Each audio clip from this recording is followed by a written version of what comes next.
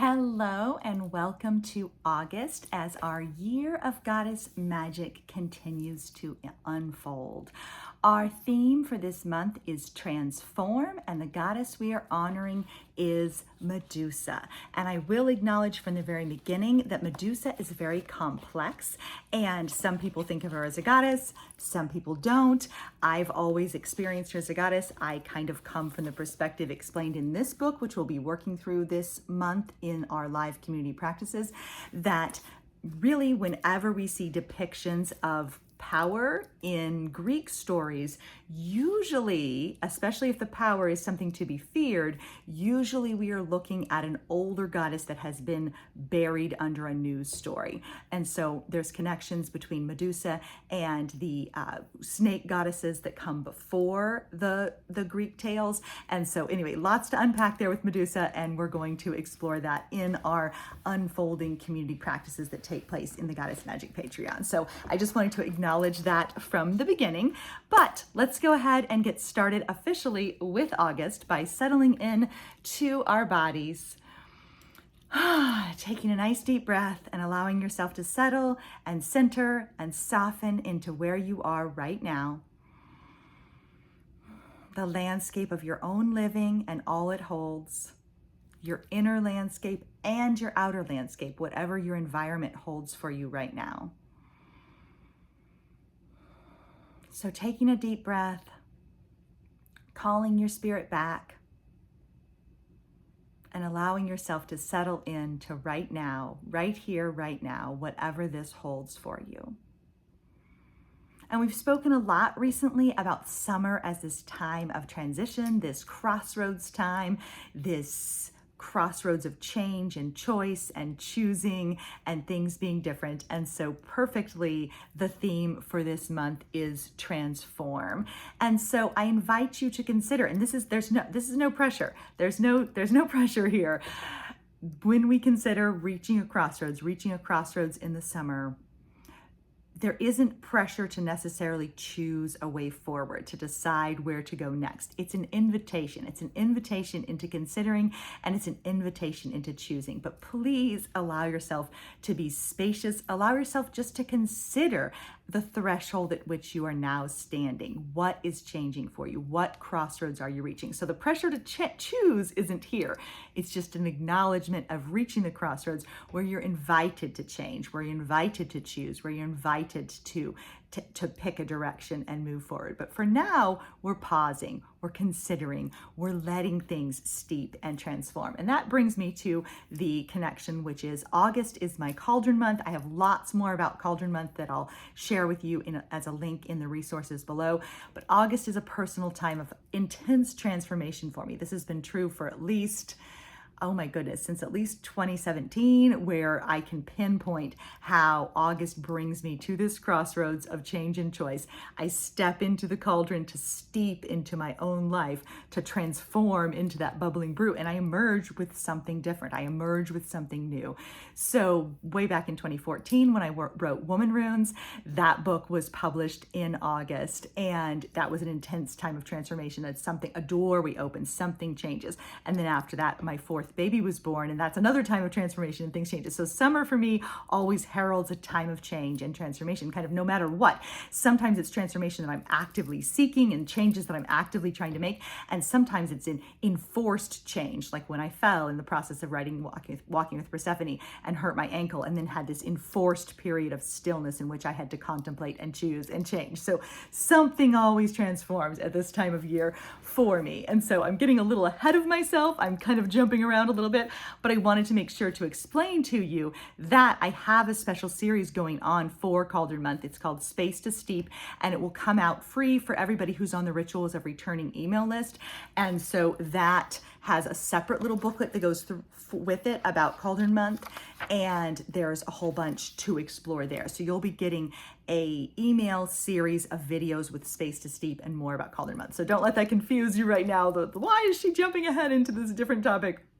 We're supposed to be focusing on a year of goddess magic and the theme for this month, but they're co-themes that are going to twine together. So you'll see more about Cauldron month from me in the 4 weeks in August. So there's 5 Fridays in August. 4 of them will have actually, maybe I should start this over.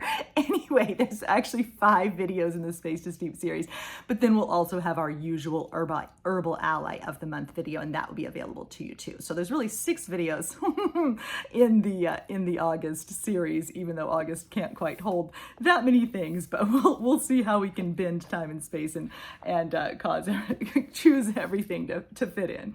So anyway, I really wanted to start with, this is kind of funny. I apologize for jumping around a little bit. I really wanted to start with our transform prayer from our snapshot card for August. As always, if you go to 30daysofgoddess.com, you will find your snapshot pack, your sampler pack of snapshot cards there. If you're a member of the Goddess Magic community on Patreon, which is patreon.com/goddessmagic, then you'll find the full set of printable cards. You have the mini set is available for free. Expanded set is available for everybody, because it's really important to me that this practice remain an accessible one for anyone who wants to participate. And then if you're a member, there's also the Medusa card packet, little ritual card packet, and eventually there will be your altar card mini pop-up altar, as well as envelopes to store all your cards and things like that. So those are printable bonus resources for members of the Goddess Magic community. But for everyone, pop on over to 30daysofgoddess.com and your starter pack will be there, as well as everything you need to fully participate in this month's practice. So we're actually going to start with this transform prayer and reminder. Taking a deep breath, letting yourself settle after this whirlwind has entered into the chat, so to speak. Here we go. A time of transformation is at hand. We can sense it dancing at the edges and beyond the borders. We may yearn for it, a bone-deep howling rising up from within and clamoring to join the dance. We may reach for it, shaking fingers extended as we lean in the direction of what calls to us. It takes time and patience, courage and determination to unlock our wild hearts, cast off the shackles of habit and enculturation, and trust ourselves to be where we are. Let us not hurry to cloak ourselves once more in obligation or opportunity. Instead, let us stand, shivering in the moonlight, naked yet unafraid, as we stretch our open hands into the darkness. Trust is the song that ripples through the quiet shadows as we step into the crucible of change and begin to steep. As we step into the crucible of change and begin to steep. So that is the invitation August holds and transformation holds, is let's step into that crucible of change and begin to steep. No hurry to rush to the answers, no hurry to rush to the choices, but allowing ourselves space to steep. And so that's the theme that we'll continue to carry on in the next several weeks of Sacred Sunday videos that you will find on the Rituals of Returning newsletter. And so, anyway, the questions that August invites us to consider is, what is changing for you? What crossroads do you sense in your life? What are you approaching? What is asking you to change? How might you transform, rebirth, renew, reemerge? Lots of room for re's here. How might you replenish? How might you renew? How might you restore? What is going on for you in the re's? And then also, what might you let go of? What is feeling like heavy or too much? What is feeling weighty and exhausting? Like, what can be let go of? And sometimes we can't let go of everything. There's all kinds of caregiving responsibilities and genuine responsibilities of our lives that we can't let go of. But there's also a lot that we carry that is optional and that can be set down. And sometimes it requires clear eyes and discernment to look at those things and choose, I'm going to set down this and I'm going to keep this. And so something I say sometimes is like, look at everything you're carrying and then put it all down, pick up what is sacred and then leave the rest. Pick up what is sacred and then leave the rest. So some of it is necessity, some of it is essential, some of it is, joy-based, things that you want to be holding. Well, some of it's just stuff you're holding that you can set down. And so that is something to consider this month as well. What feels like heavy? What feels heavy? What feels like too much? What can you set down? What is asking to change? And then also too, where are you finding beauty? What is astonishing you? Where are you finding delight? Are you having any fun? Are you having any fun? Is anything bringing you joy? And if not, is that something that could change? And then another thing, and this is something I keep coming back to in my own life, and I actually have a ring that says arising on it, because that's a concept that's really important to me, is what's arising in this moment? What's unfolding in this moment? How can I lean into what's actually arising and unfolding, rather than, how I wish things were or what I want to be happening? Instead, how can I lean into what's arising? To me, that's a practice of the ordinary mystic, is to lean into what's arising and to participate in what is unfolding. So there's a way to look at that, which is that what is arising versus what is taking effort. What are you trying to make happen? What are you kind of forcing or trying to get to happen, and what is just arising of its own accord? We need both. There's a time for pushing and there's a time for leaning in. We need both things in a healthy and whole life. But how do these two things feel differently in your body? What's arising? How does that feel? Where does that land in you? And then what's taking effort? What's taking effort? How does that land in you, and where do you feel that in your body? And how can you listen to the difference between those two things? What's arising and what's taking effort? Not to shame and blame yourself about one or the other. Like, I need to be doing arising better. I need to be, being present better. I need to be being better. That's not what we're talking about. We're just talking about noticing the difference between what takes effort and what is arising, and how can you lean more in the direction of the arising and unfolding instead of the forcing and the effort. And that's not to say a healthy whole life does include both things. Sometimes good things come from pushing, from no seed emerges without pushing up from the dark earth first. Like, it's okay to have some things take effort, but it's really important to keep returning to that mindfulness of what's just already there, what's already unfolding, what's already arising, and then what am I trying to make happen? And we can see it reflected in our own landscapes too. I love, and you hear me talk about this in other contexts, I love to see what's naturally growing and flourishing, and summer really invites us to revel in that, to celebrate that, and to savor what's just growing on its own, what's just emerging on its own power, versus the effort of, what am I weeding and watering and tending and trying to make grow? Instead, what's just growing on its own? What's wild and flourishing and powerful and sweet and nourishing, just of its own desire, of its own wild yearning? What do we see?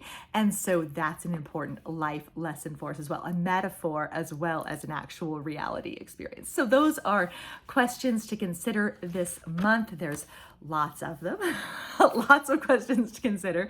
And then I did want to also draw your attention to a quote. When we're thinking about transformation and being at crossroads and making changes, I wanted to draw your attention to a quote from the Year of Goddess Magic guidebook. My book is right here, but it's so hefty that I have printed out a smaller section to make it easier for me to read. And I'm still enjoying working on the big Year of Goddess Magic book, but it's grown too big. I've learned some things from it. I will not be producing a full year book again, because simply it just doesn't have enough room. A year can be a long time, and it doesn't all fit into one book, and that's kind of a metaphor for life as well.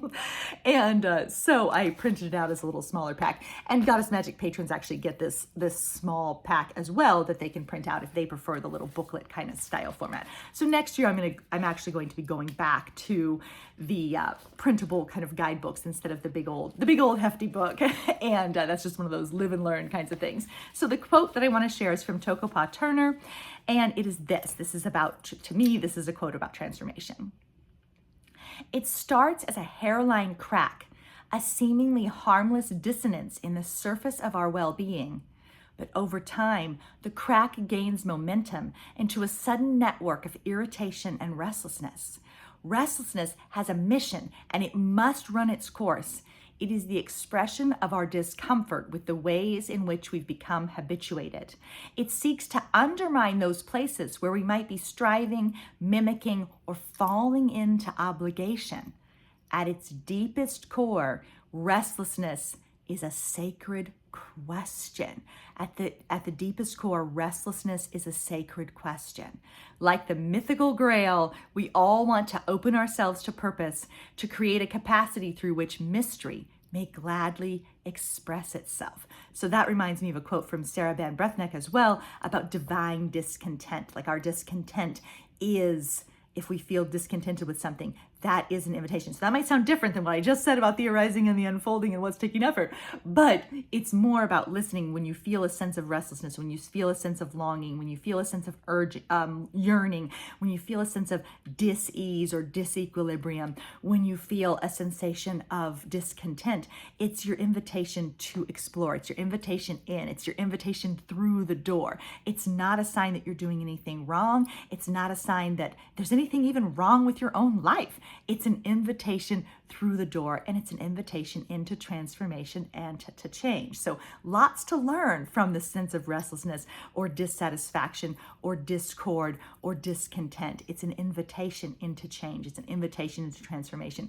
It's an invitation into presence. It's an invitation to listen. So lots of doorways. There's lots of doorways. Doorways to the sacred are everywhere. And I really do find that we can carry kind of a pocket through for the sacred in our own bodies, in our own minds. We can carry a pocket for the sacred wherever we go. And whenever there's a pause, whenever there's a moment, whenever there's a doorway, we can pull that pocket kind of forward in our awareness and peek inside, like what's in there. And it helps remind us where we belong, which is right here in the arising and in the unfolding.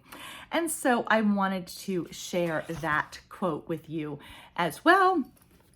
And then I also had told you about so I briefly mentioned this book. This is the Girl Gods Anthology, Revisioning Medusa from Monster to Divine Wisdom. There's so much good stuff in this book that I'm actually going to do a separate audio exploring some of the history of Medusa and her role as a goddess. We'll have these really nice, cool, shiny Shaktis in the Etsy shop this month in Medusa's honor, but I'm going to explore that a little bit more in more depth in an audio, and then I'll continue to use quotes and readings from this book in our weekly live community practices. One of the really powerful benefits of the Goddess Magic community on Patreon is we do a weekly live community practice on Monday afternoons. Replays are available to the community if that time doesn't work out for you, but we explore lots of stuff during those lives. They're really wonderful, if I do so myself, and they're a really nice way to root down into the community without a lot of pressure. There's not a lot that's expected of you, but there's an opportunity to engage and to communicate with one another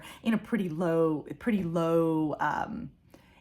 low stakes kind of way, because it's just via chat. I'm on video, but then everybody else is just on chat. And it makes a nice way to connect back to the community without having to have your screen on and without trying to get connected to Zoom and all that kind of stuff. So I'm on video, I talk and share different things, and then everybody else interacts in the chat. And it's a really nice way to nurture a sense of community connection and belonging without any pressure to perform or to even do anything specific, but just to be there present and listening. And so we'll explore this book in those live community practices as well. So there's so much, and there's so much to consider when it comes to rage and renewal and transformation and discovery. There's so much to discover with Medusa, who's very multi-layered in terms of our explorations with her. And that brings me to a poem that I wanted to share, also from the guidebook, about meeting Medusa. And this is actually written last year when I was taking my older kid on a campus tour, and we went to the art museum there, and there was a Medusa in the art museum. And so this poem is about that experience of meeting Medusa. Yesterday, I met Medusa at the art museum, descending into the basement of a vast library where carefully curated items from days gone by slumber behind well-lit glass. Her eyes are deceptively calm, her hair restrained, her face placid yet determined. We wander through the quiet corridors, looking at metal panels depicting the intersection of the transatlantic slave trade and capitalism today, reclaimed bits of wood forming a wave-like sweep from gallery ceiling to floor, and floral arrangements on pedestals to represent these works of art in flowers. There are some Rembrandts on the walls, paintings by Johann von Holbein and Matho Marion the Younger, the burial shroud of Tathir, daughter of Thetis, companion flowers of red and purple spilling over the white pedestal. We encounter Artemis and nameless kneeling figures from days before there were dates, the funeral carving of an unknown woman, the mummified body of a small falcon, and Isis there in weathered wood behind the glass. I hold my own goddess figurines in my hand, part of a long, unbroken line of people who have dared to name and know her, who have held her in the palm of their hands, who have walked with her in rage and loss, in love and peace, in discovery and confusion. And now I find when I meet Medusa here, I do not hesitate to meet her eyes. I do not hesitate to meet her eyes. So we'll explore that in future community practices and other videos as well about meeting the eyes of our own power, turning to face ourselves, meeting ourselves in all of our wholeness and muchness and fullness, all of our feelings, all of the rage, all of the love, all of the discovery, all of the delight, turning to look ourselves in the eyes. Everything that we have feared, everything that we have worried about, everything that we have felt that we needed to suppress, everything that we have felt that has been denied to us, everything that has made us afraid to be who we are, we can turn and meet its eyes. We can turn and meet those eyes. And so that is kind of a metaphorical exploration of meeting Medusa in the art museum, but also turning to meet our eyes, her eyes, our eyes, the eyes of our own wholeness without fear. So many things to explain and share with everyone this month, and I'm gonna go ahead and leave this as the doorway into continued exploration, because you're welcome to join us in the Goddess Magic community. You're welcome to pop on over to 30daysofgoddess.com. You're also welcome to get the Space to Steep videos from the Rituals of Returning newsletter. And we're gonna go ahead and call this enough for this month's video. I am so glad that you're here. I'm so glad that you've chosen to embark on a 30 days of goddess practice, or even just an exploration of a year of goddess magic with me. I am passionate about daily practice. I have lots of daily practice resources that I like to offer, but you are welcome to practice in the way that best suits you. And so that might mean watching this video, printing out these cards, keeping one of the cards by your computer and rereading it in the mornings. And that can be a perfectly fulfilling and really can turn into a multi-layered type of practice, just doing that simple thing. It doesn't have to be everything all at once. It can be a very simple way of reconnecting and rooting back into really simple ways.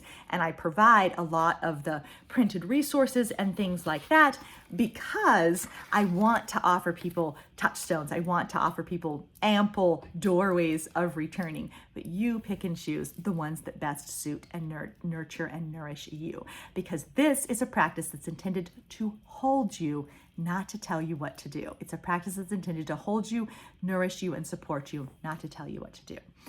So we're going to go ahead and close with one of the prayers for this month. And this is really a cauldron time prayer, an invitation into the cauldron.